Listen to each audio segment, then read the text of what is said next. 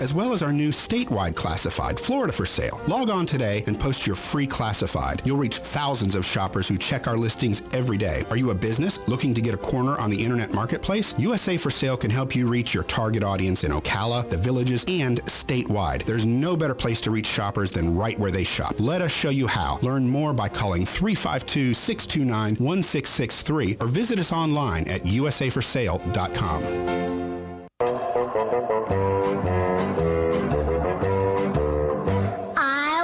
Private pilot's license for Christmas. Only the private pilot's license will do.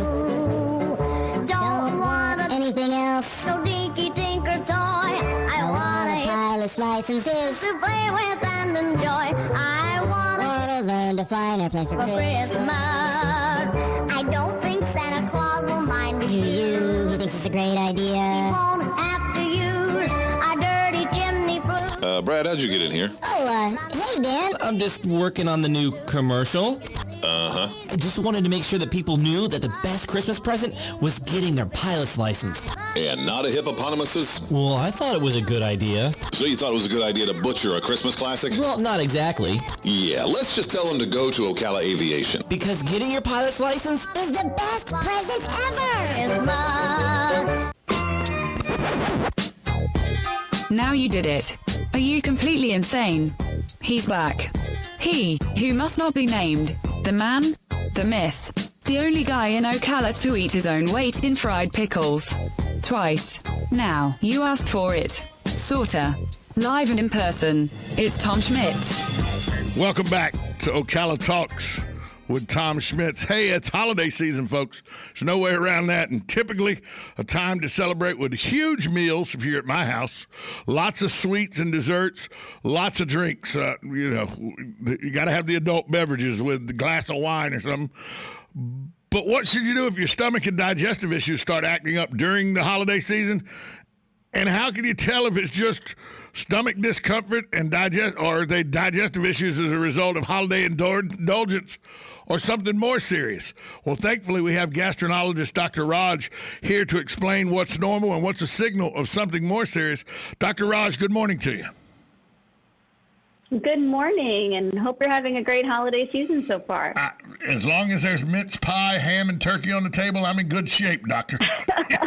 Hey, Doctor, how can we tell if stomach discomfort and digestive issues are a result of me eating too much at the holidays and consuming too much, or if it's something more serious?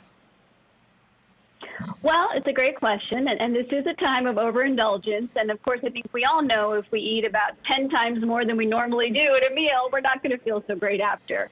However, paying attention to the pattern of your stomach discomfort is very important. So if it is something that's happening just occasionally, or you can tie it very closely to a certain meal, or like you said, having a whole bunch of drinks at an event, then it's less likely to be a more long-term issue. But if it's happening frequently enough that it's actually interfering with your daily activities, your ability to go to work, your ability to have a good night's sleep, or engage with your kids or your friends and family, then that may be time to really think about talking to your doctor to see if this is an underlying GI condition. We know that 60 to 70 million Americans actually suffer from digestive issues, and that could be anything from celiac disease to irritable bowel syndrome to even EPI, a condition that a lot of people may not have even heard of, that often goes undiagnosed. For those that may have stomach issues and digestive issues, are there some tips about responsible meal decisions or things to eat that can help them with this discomfort? Absolutely. So one rule of thumb is never go to a holiday meal or event hungry. Just like they say, don't go supermarket shopping when you're hungry. Same thing applies here, because it's very hard to exercise self-control and willpower when you're starving. So, that notion of, well, if I starve myself all day, then I get to eat whatever I want, at night. No, not a good idea. That's a setup for trouble. Have a nice balanced breakfast, and that includes some protein. So maybe that's some egg whites, some almond butter. You want to have some healthy fat as well, and a dose of healthy carbs. And that's going to really help sustain you throughout the day, so that when you get to that buffet or that meal, sure, you can have one or maybe two helpings, but you're not having the third, fourth, or fifth. So that's one thing to do. The other is practicing, mindful eating. And what that means is really thinking about what am I putting in my body, and is it good for my body? Is it nutritious? Because yeah, you can have that piece of cake, which does not have nutritional value, but you want to make sure you're balancing that with something that does. So maybe that's fruit, or maybe that's some great vegetables that are going to give you antioxidants or vitamins. And then if you have certain GI conditions, like let's say lactose intolerance or EPI, you may need to pay particular attention to certain elements of your diet, like your fat content or your dairy content or wheat, depending on what you're dealing with. You brought up EPI now twice, and I'm going to be honest with you. I have no idea what EPI is. So can you tell me what EPI is and what the symptoms are? Absolutely. That's why I'm here, and I'm partnering with AbbVie to really educate and raise awareness about this condition. So EPI stands for exocrine pancreatic insufficiency. And what that means is your pancreas is not producing sufficient amounts of digestive enzymes. Those are the enzymes that your body uses to break down your food into nutrients. So when you have EPI, you can experience things like abdominal pain, bloating, diarrhea, weight loss, and changes in your stool appearance and consistency. And many of those symptoms that I just mentioned could be associated with a lot of other GI conditions, things like celiac or Crohn's disease or IBS, which is why it's not always easy to make the diagnosis of EPI, certainly on your own, and distinguish what's going on, which is why I always say if you're experiencing those symptoms, you really should talk to your doctor about investigating and getting to the bottom of the issue. That was my next question, is what should I do if I'm experiencing these symptoms? And is it something that, could I find it for the first time? Is the holiday season sometimes the first time people learn that they may have a digestive issue?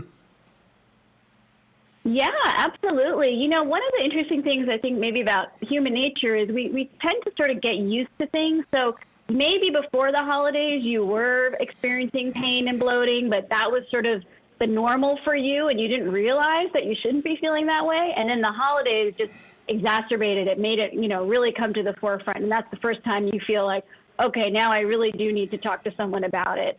But whether it's the holidays or any time of year, if you're not feeling well, if it's interfering with your ability to live your life to the fullest, it is time to talk to your doctor. And there's another resource, identifyepi.com, which is a great place to go to really look at symptoms and see if your symptoms may correlate with what's on that site. But in general, the other thing is I'm a gastroenterologist, and I know that people sometimes feel uncomfortable talking about GI symptoms. They feel a little bit embarrassed. And I'm just here to tell you, we've heard it all before. Nothing's going to shock us or make us blush. So feel free to let it all out and tell us everything. I've even had many people come in with pictures that, you may not think people really want to take pictures of that kind of stuff, but we're happy to look at it and get all the information we can so that we can help you. Well, that was the next question I was going to ask, is are there any kind of stigmas associated with gastrointestinal problems where people might shy away from going to a doctor?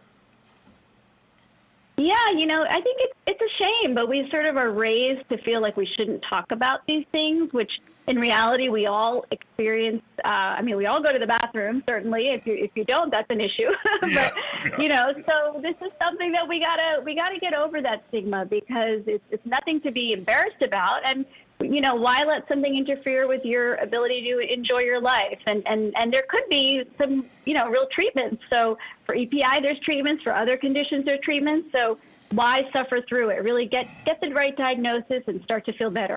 Enjoy your holiday as much as you can. Dr. Raj, you've given us some great information on how to tell the difference between just overeating and over bloating to gastrointestinal issues. Can you give us one more time the resource where we can learn more? Absolutely. It's identifyepi.com.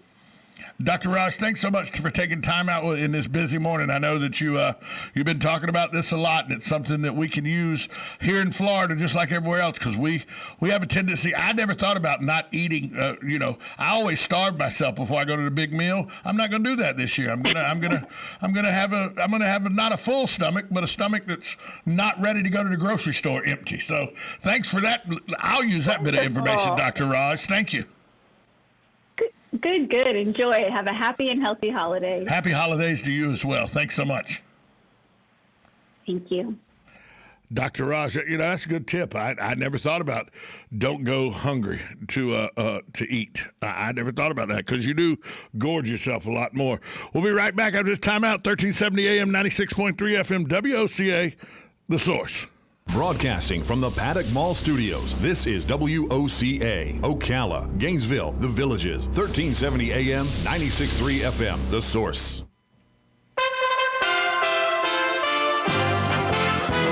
USA Radio News with Lance Pride. Vice President Pence will receive the Pfizer COVID-19 vaccine publicly on Friday as part of an effort by officials to build public confidence. Pence, the leader of the White House Coronavirus Task Force, Second Lady Karen Pence, and Surgeon General Jerome Adams will all receive the vaccine at the White House.